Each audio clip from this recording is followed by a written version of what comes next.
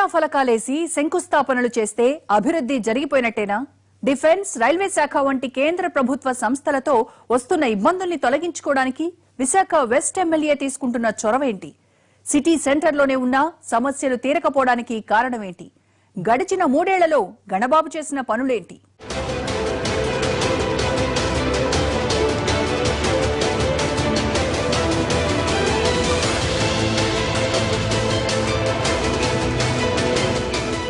ఓవైపు కొండవాలు ప్రాంతాలు, మరోవైపు పారిశ్రామిక వాడ, ఇంకోవైపు నౌకాదళ స్థావరం, ఇలా 3 రకాలుగా విడిపోయి ఒక్కడిగా కలిసి కనిపిస్తుంది వైజాగ్ వెస్ట్ అసెంబ్లీ నియోజకవర్గం.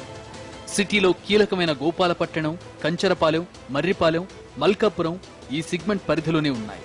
NSTL, railway diesel loco shed, naval base, Hindustan ship yard, HPCL వంటి ప్రభుత్వ సంస్థలతో పాటు పెద్ద పెద్ద ప్రైవేట్ ఫ్యాక్టరీలు ఇక్కడే ఉన్నాయి.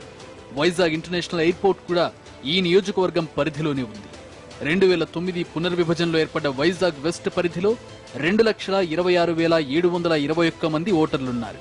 గవర, కాపు, ఎస్సీ సామాజిక వర్గాల ప్రభావం ఎక్కువ. 2014 ఎన్నికల్లో టీడీపీ నుంచి పోటీ చేసి విజయం సాధించారు PGVR Naidu alias Ganababu.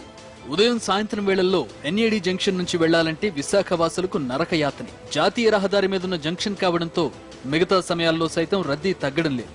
Signal దాటాలంటే కనీసం పావు గంట, ఒక్కోసారి అరగంట కూడా పడుతోందంటే పరిస్థితి ఎంత ఘోరంగా ఉందో అర్థం చేసుకోవచ్చు. 150 కోట్ల రూపాయలతో ఇక్కడ ఫ్లైఓవర్ కట్టడానికి అనుమతులు వచ్చాయి. ఎన్నికల ప్రచారంలో ఎమ్మెల్యే గణబాబు కూడా ఈ హామీ ఇచ్చారు. కానీ 3 ఏళ్లు ముగిసినా డిజైన్ స్థాయిని దాటలేదు. ఎన్ఈడి జంక్షన్లోని మనకి ఏంటంటే ఫ్లైఓవర్ రావడం పోవడం వల్ల మనకు చాలా ఇబ్బందులు ఉన్నాయి. అంటే ఎప్పటి నుంచో అనుకుంటున్నారు ఫ్లైఓవర్ వేద్దామని, కానీ ఇప్పుడు వచ్చి అవ్వలేదు. దాని గురించి కొద్దిగా ఆలోచించాలి ప్రభుత్వం. రోజు దీనికోసం అరగంట ముందు బయలుదేరాల్సి వస్తుంది. ఇక్కడే ఇంచుమించు 30 అరగంట కాకుండా ఇంకా ఎక్కువగానే టైం తీసుకుంటున్నాం ప్రతిరోజు కూడా. యాక్సిడెంట్ కూడా చాలా ఎక్కువ అవుతుంది. దీనికి ట్రాఫిక్ పోలీసులు కూడా చాలా ఇబ్బంది పడుతున్నారు.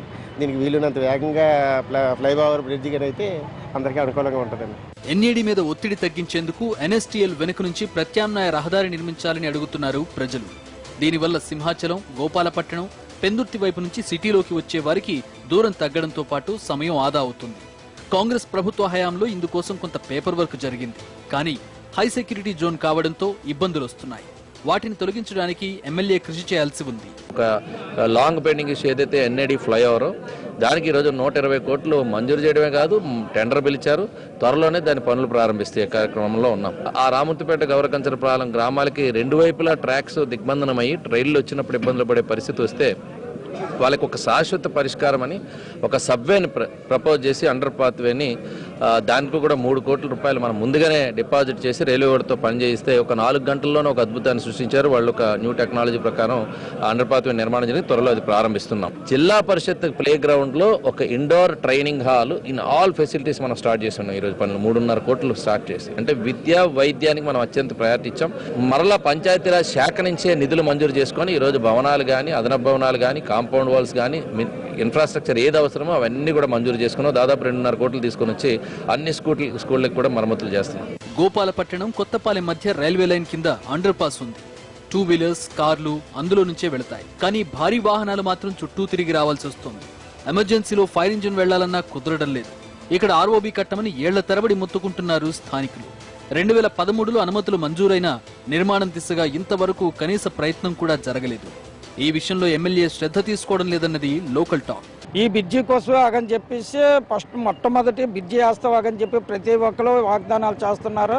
వాళ్ళ పదవి కాలం ముగించుకొని వెళ్ళిపోతున్నారు. కానీ ఇంచుమించుగా ఇప్పటికి 4-5 మినిస్టర్లు వచ్చారు. కానీ ఏ మినిస్టర్లు కూడా ఎంతవరకు ఈ బ్రిడ్జి కోసం పట్టించుకోవట్లేదు. సింధియా టు జింక్ మార్గంలో విపరీతమైన వాయు కాలుష్యం పెరుగుతోంది. పరిశ్రమల యాజమాన్యాలతో మాట్లాడి పొల్యూషన్ కంట్రోల్ చేయమని ఎన్నిసార్లు చెప్పినా ఫలితం లేకుండా ఉంది. దీంతో స్థానికులు తరచూ అలర్జీల బారిన పడుతున్నారు. ఇక్కడ junior college, community hall demands ఉన్నాయి. డిఫెన్స్, రైల్వే ఆస్తులు ఎక్కువగా ఉండడంతో జనావాసాలు కొండల మీద విస్తరించాయి. దీంతో భారీ వర్షాలు కురిసినప్పుడు ఎక్కడ బండలు జారి మీద పడతాయోననే టెన్షన్ పడుతున్నారు మల్కాపురం, గోపాలపట్టణం ప్రజలు. రిటైనింగ్ వాల్ కడితే సమస్య కొంతవరకు పరిష్కారం అయ్యే అవకాశం ఉన్నా ఎమ్మెల్యే పట్టించుకోవడం లేదన్న అసంతృప్తి పెరుగుతోంది. మెట్లు ఎక్కాలన్నా ఏదైనా మట్టి వర్షం వస్తే జారిపోయే పరిస్థితులు ఉన్నాయి. కొన్ని ఇల్లులు తర్వాత కొన్ని రోడ్లు వేయవలసినవి ఉన్నాయి. ఆ రోడ్లు ఎప్పుడు గత 15 సంవత్సరాల నుంచి వేస్తాం అంటున్నారు కానీ ఏ ప్రభుత్వం కూడా పైన వాళ్ళు పట్టించుకోవట్లేదు.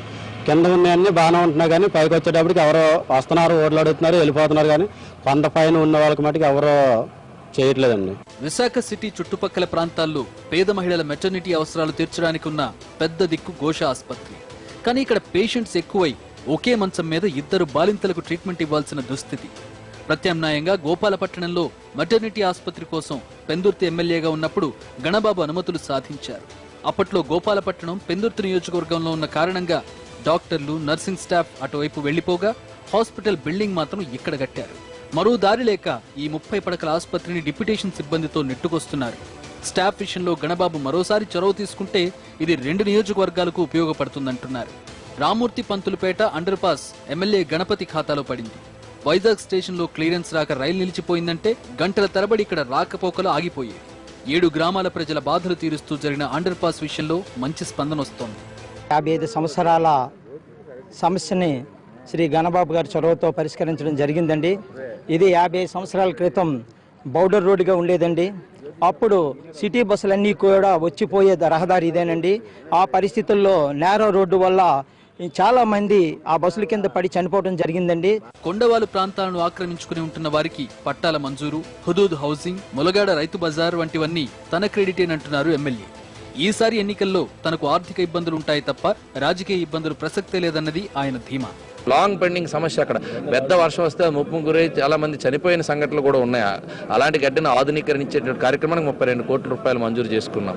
అదేవిధంగా ఈరోజు సిఎస్ఆర్లో ఇండస్ట్రీస్ సహకారంతో ఎన్టీఆర్ సుజల కార్యక్రమం ప్రతి వార్డులో ఒక 2 రూపాయలకి 20 లీటర్లు ఇచ్చేటువంటి యూనిట్ను పెట్టి డ్వాక్రా మహిళల చేతే నిర్వహించబడతా ఉంది. సో మా నియోజకవర్గం అంతా డిఫెన్స్ ఏరియాకి సంబంధించిన చిన్న అంశాలు ఉన్నాయి. కొన్ని ఏరియాస్కి సంబంధించి వాటిని కూడా ఆల్టర్నేట్ ల్యాండ్స్ ప్రపోజ్ చేసాం. ఇప్పుడు గవర్నమెంట్ కన్సిడరేషన్లో ఉన్నాయి కాబట్టి ఆ చిన్న సమస్యలు కూడా డెఫినెట్ గా పరిష్కరించబడతాయనేటువంటి సంపూర్ణమైన నమ్మకం నాకుంది.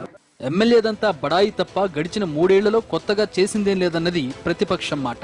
గతంలో తీసుకొచ్చిన అనుమతులనే తన గొప్పతనంగా చెప్పుకుంటూ శిలాఫలకాలు వేసుకుంటున్నారని విమర్శిస్తున్నారు వైసీపీ కన్వీనర్ మళ్ళ విజయప్రసాద్. నియోజకవర్గంలో వైసీపీకి గట్టి ఓటు బ్యాంక్ ఉండడంతో పాటు ప్రసాద్ ఎప్పుడూ అందుబాటులో ఉంటారన్న అభిప్రాయం ప్రజల్లో ఉంది. ఆ రోజు నేను ఎమ్మెల్యేగా ఉన్నప్పుడు చేసిన తప్పితే తర్వాత ఏమైనా చేశారా? ఏమీ చేయలేదు. నేను ఓపెన్ నేను శాంక్షన్ చేయించి నేను కంచరపాలెంలో హాస్పిటల్ తీసుకురావాలి, అది చెయ్యాలి, ఆధునీకరించాలని చేస్తే ఆయన నుంచి పలకలు పెట్టుకున్నాడు. అంటే ఏ ఒక్క విషయంలో కూడా వాళ్ళు చిత్తశుద్ధితో ఎక్కడా కూడా పనిచేసినటువంటి దాఖలాలు లేవు. వాళ్ళకి నచ్చిన వాళ్ళకి పెన్షన్లు ఇస్తారు, వాళ్ళకి నచ్చిన వాళ్ళకి రేషన్ కార్డులు ఇస్తారు, వాళ్ళకి నచ్చిన వాళ్ళకి ఇల్లు రాస్తామంటారు. రోజుకు ఒక లిస్టు తయారవుద్ది. ఇచ్చిన పట్టాలే మళ్ళీ ఇస్తారు, ఇచ్చిన పట్టాలే మళ్ళీ ఇస్తారు. మొత్తంగా చూస్తే ఎమ్మెల్యేకి వ్యక్తిగతంగా మంచివాడన్న పేరుంది. కానీ నియోజకవర్గంలో అనుచరుల ఓవర్ యాక్షన్ బాగా ఎక్కువైందంటున్నారు. ఇళ్లు, అపార్ట్మెంట్స్ ఎవరు కట్టినా వసూలు చేస్తారన్న ఆరోపణలున్నాయి. జన్మభూమి కమిటీల పనితీరు, లిక్కర్ సిండికేట్ల ఆగడాలు కలిసి ఆయనకు మైనస్ మార్కులు తెస్తున్నాయి. గణబాబుకు వాతావరణం పూర్తిగా అనుకూలంగా లేకపోవడం, అదే టైంలో వైసీపీ నుంచి బలమైన ప్రత్యర్థి ఉండడంతో ఈసారి వైజాగ్ వెస్ట్ పోరు హోరాహోరీగా జరిగే అవకాశం ఉందంటున్నారు విశ్లేషకులు.